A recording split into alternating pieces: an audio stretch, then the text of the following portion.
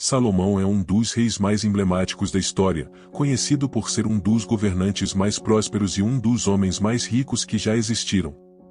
Na Bíblia, ele não é apenas lembrado por suceder seu pai, o rei Davi, no trono de Israel, mas também por sua sabedoria excepcional e por suas realizações notáveis, sendo a mais famosa delas a construção do primeiro templo de Jerusalém.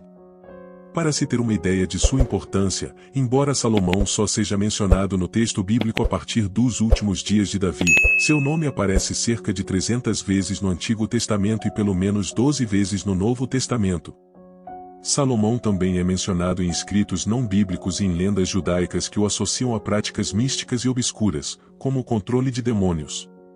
No entanto, este vídeo se concentra na verdadeira história de Salomão conforme descrita na Bíblia. Salomão era filho de Davi e Batseba, que haviam sido casados com Urias. Ele nasceu quando Davi já governava Jerusalém. Na Bíblia, é chamado também de Jedidias, que significa o amado pelo Senhor.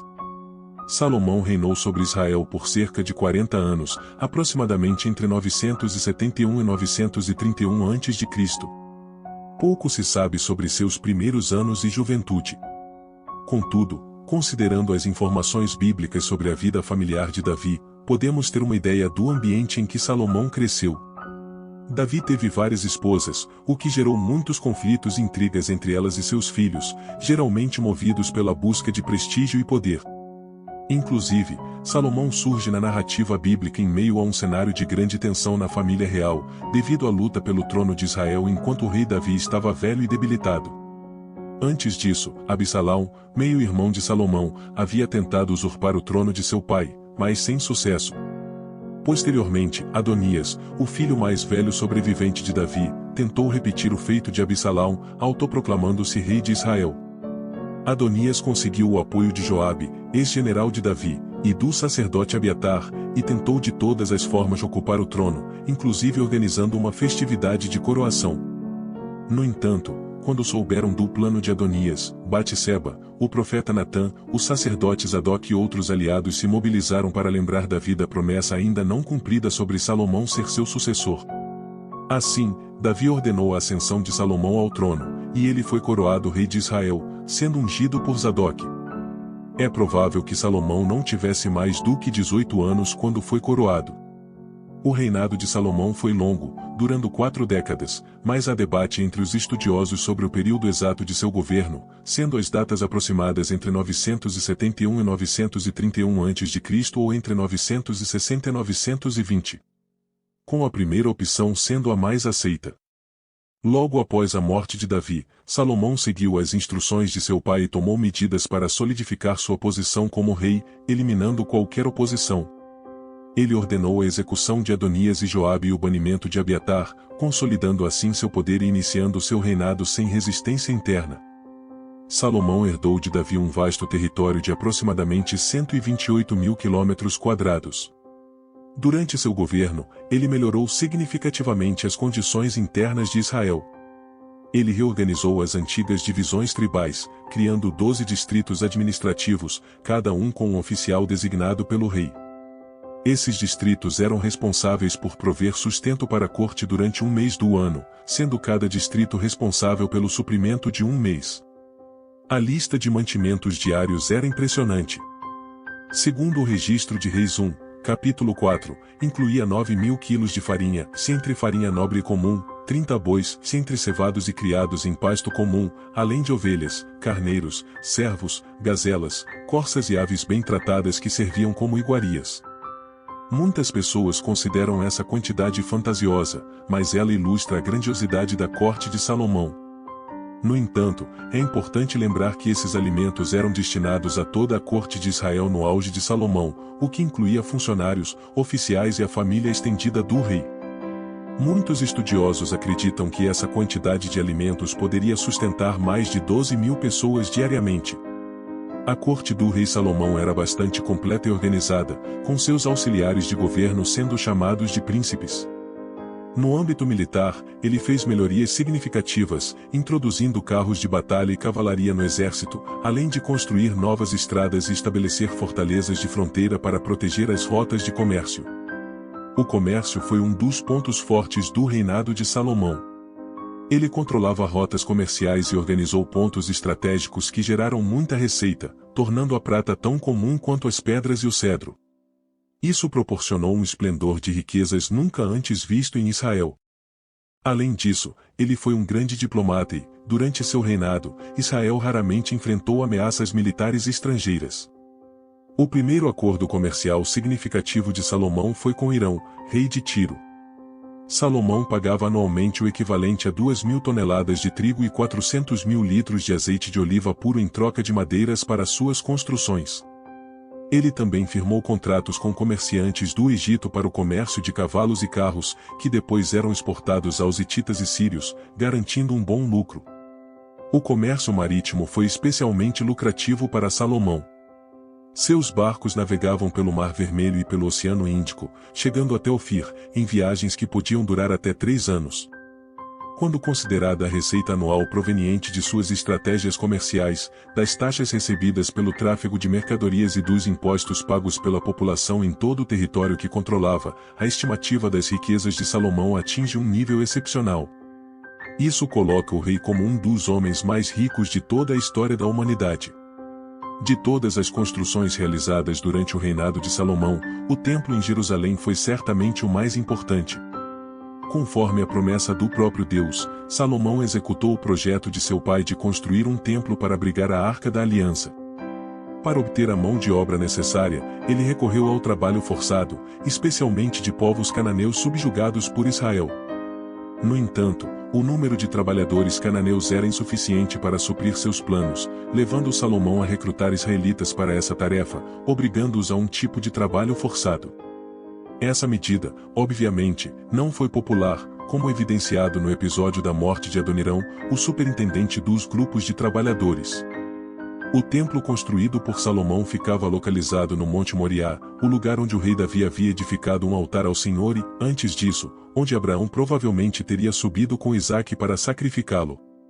Mas, apesar de Davi ter coletado materiais para a construção do templo, foi somente no 4º ano do reinado de Salomão que a obra começou. Embora pareça uma construção de dimensões modestas para os padrões atuais, o edifício do templo representava um empreendimento grandioso na época, sendo construído com os materiais mais valiosos, incluindo toneladas de ouro e madeiras nobres. Quando concluiu a construção do templo no 11º ano de seu reinado, Salomão planejou uma grande celebração, onde muitos sacrifícios foram oferecidos na dedicação do edifício. Entre os outros prédios construídos por Salomão em Israel, destacam-se a Casa do Bosque do Líbano, com 50 metros de comprimento, 25 metros de largura e 15 metros de altura, um pórtico de colunas medindo 25 por 15 metros, uma sala para seu trono, onde realizava julgamentos, uma casa para a filha do faraó do Egito, uma de suas esposas, com uma imponência impressionante, e a própria residência de Salomão, que deve ter sido uma construção considerável, acomodando 700 esposas, 300 concubinas e os servos necessários. Além disso, Salomão também edificou Milo, uma enorme fortaleza para proteger o templo. Além de sua riqueza, Salomão ficou conhecido por sua sabedoria. Na Bíblia, lemos sobre o sonho que Salomão teve, no qual o Senhor lhe apareceu e perguntou o que ele mais desejava receber. Salomão poderia ter pedido riquezas, longevidade ou honra, mas o jovem rei pediu sabedoria. Ele pediu um coração compreensivo para poder governar prudentemente o seu povo. Um dos episódios bíblicos que mais destaca a sabedoria do rei Salomão é o julgamento em que duas mães comparecem diante dele disputando a guarda de um único recém-nascido. O caso era complicado, pois não havia testemunhas. Com grande perspicácia, Salomão propôs dividir o bebê ao meio para solucionar a disputa. Frente à possibilidade de ver seu filho morrer, a verdadeira mãe preferiu entregá-lo a outra mulher, demonstrando seu amor maternal. Salomão então pôde julgar o caso de forma impecável, revelando quem era a verdadeira mãe. A sabedoria de Salomão também é evidenciada pela vasta literatura que ele produziu. Salomão compôs milhares de provérbios e cânticos, e a profundidade de seus escritos é notável. A Bíblia relata que ele discorreu sobre árvores, animais, aves, répteis e peixes. Além dos relatos bíblicos, muitas lendas e documentos antigos mencionam a espetacular sabedoria de Salomão. Ele é acreditado como autor de grande parte do livro de Provérbios, assim como de Eclesiastes, possivelmente do Cântico dos Cânticos, e pelo menos dos Salmos 72 e 127. A sabedoria de Salomão impressionava tanto que pessoas de diversos povos e reis da terra vinham para ouvi-lo. Uma dessas visitas notáveis foi a da rainha de Sabá, que viajou de longe para conhecer pessoalmente a sabedoria do rei. Ela fez muitas perguntas e propôs enigmas a Salomão, que respondeu inteligentemente a todas as suas questões, deixando-a completamente impressionada. Na ocasião, a rainha de Sabá presenteou Salomão com muitos presentes, incluindo mais de 4 toneladas de ouro. Apesar de sua imensa sabedoria, o rei Salomão tomou decisões que lhe causaram grandes problemas. Por exemplo, ele submeteu o povo a trabalho forçado e suas práticas comerciais internacionais acabaram introduzindo a idolatria em Israel através do contato com outros povos. Salomão também impôs uma pesada carga de impostos que sobrecarregava os israelitas. Sua intensa poligamia foi outro fator que contribuiu para a influência de falsos deuses no território hebreu. Salomão foi influenciado por suas muitas esposas estrangeiras, e em sua velhice, passou a praticar uma adoração mista, seguindo outros deuses.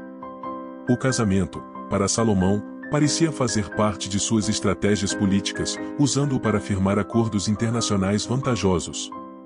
Embora o texto bíblico registre que Salomão amava suas esposas, indicando que seus relacionamentos não eram apenas estratégicos, ele teve um impressionante número de 700 esposas e 300 concubinas.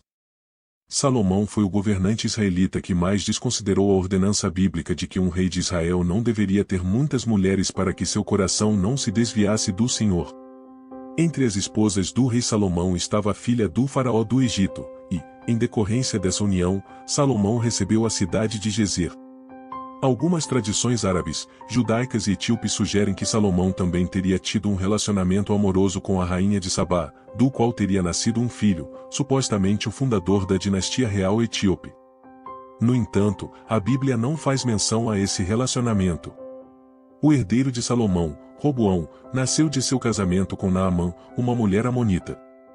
Considerando que Salomão reinou por 40 anos e que Roboão tinha 41 anos quando o sucedeu, muitos estudiosos acreditam que o relacionamento de Salomão com Naamã começou antes de seu reinado, sugerindo que Naamã pode ter sido sua primeira esposa.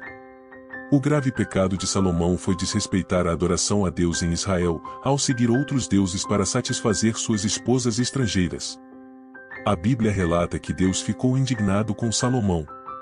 Apesar de ser conhecido por sua sabedoria e riquezas, Salomão experimentou decadência e reprovação divina porque não foi sábio nas coisas de Deus e desprezou suas ordenanças. Contudo, por misericórdia e amor a Davi, Deus suspendeu seu julgamento total durante a vida de Salomão, não retirando-lhe o reino imediatamente. No entanto, mesmo com o adiamento do julgamento divino durante sua vida, Salomão enfrentou ameaças de inimigos levantados por Deus para serem instrumentos de juízo em seu reino, como Haddad, o Edomita, Rezon, o Ciro, e Jeroboão. Dentre esses opositores, Jeroboão se destaca. Ele era um líder forte e trabalhador que se rebelou contra as políticas de Salomão e, durante o reinado de Roboão, dividiu o reino de Israel, tornando-se rei das tribos do norte. Após a morte de Salomão, o castigo divino realmente se abateu sobre sua casa, e o glorioso reino unificado de Israel foi tirado de seu filho. A Bíblia não fornece detalhes sobre a morte de Salomão, mas sabe-se que ele terminou sua vida de forma melancólica, deixando um reino desgastado e prestes a ruir. No entanto, Salomão fez contribuições significativas para Israel e foi o rei que construiu o Templo do Senhor, consolidou Israel no cenário internacional de sua época e se destacou como o principal expoente da literatura de sabedoria hebraica.